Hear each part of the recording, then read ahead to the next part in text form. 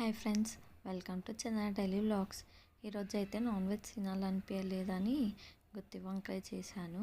దానికోసం పల్లీలు, దాల్చిన చెక్క, ఎండి కొబ్బరి, ఎల్లిపాయ, ఇంకా ధనియాలు వేసుకొని ఫ్రై చేసుకోవాలి బ్రౌనిష్ కలర్ వచ్చే వరకు.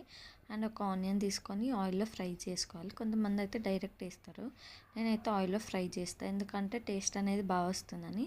తర్వాత గ్రైండ్లో ఆనియన్, ఇంకా మనం వేయించుకున్నాం కదా పల్లీలు, అవన్నీ వేసుకొని ఉప్పు, కారం, పసుపు వేసి గ్రైండ్ చేసుకోవాలి. ఆ తర్వాత బ్రింజాల్లో స్టఫ్ చేసి ఆయిల్ వేసి పచ్చిమిర్చి, కరివేపాకు వేసాక కొంచెం ఫ్రై అయ్యాక గుత్తి వంకాయ వేసి కొంచెం ఒక 10 to 15 minutes ఫ్రై చేయాలి ఆయిల్లో. ఆ తర్వాత మన దగ్గర స్టఫ్ మిగిలింది కదా, దాంట్లో కొంచెం వాటర్ వేసుకొని గ్రేవీ కోసం దాంట్లో వేసుకొని మళ్ళీ ఒక 10 minutes పెట్టి కుక్ చేయాలి.